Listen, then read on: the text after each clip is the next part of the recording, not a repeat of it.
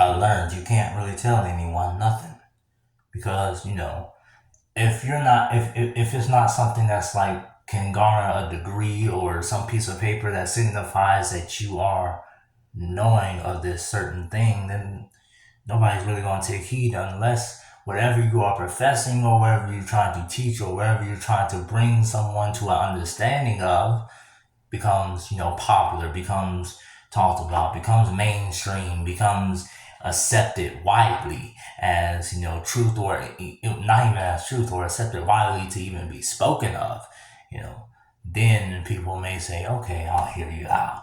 But then, for example, when let's say if you got a child and your child comes home with a bad report card, and you call up the teacher and you say, well, what's wrong with my child? They said, well, your child kept on getting the wrong answer time and time again.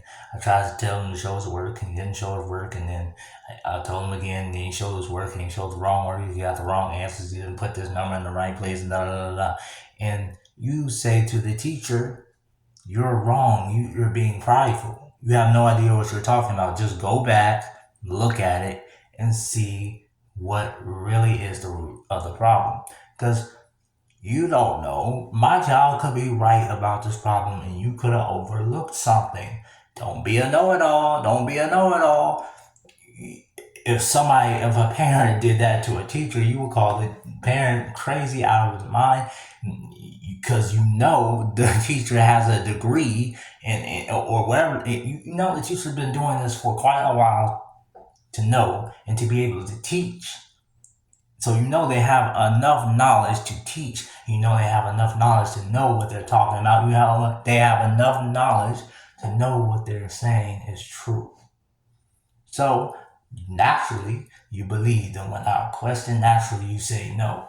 You automatically say, you go to your child and you say, look, sit down, listen to the teacher, and listen to his or her ways of how they're teaching things, because they know the answers. You don't say, oh, they're prideful and they know, and they're acting like a know-it-all. No, you don't.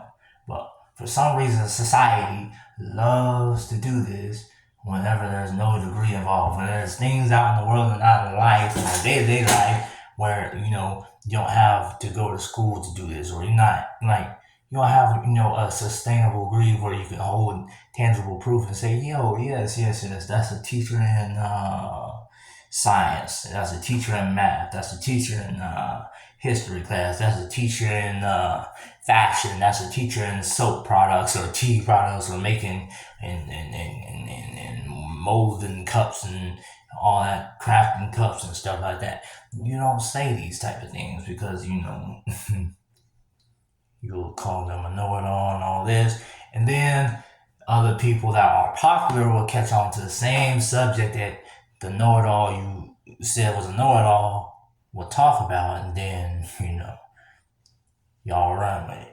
That's what the people of the world do, and it goes on and on and on, and it repeats and repeats, and it reflects, and then another projection comes out of that, and the reflection comes out of that, and then boom, you have insanity.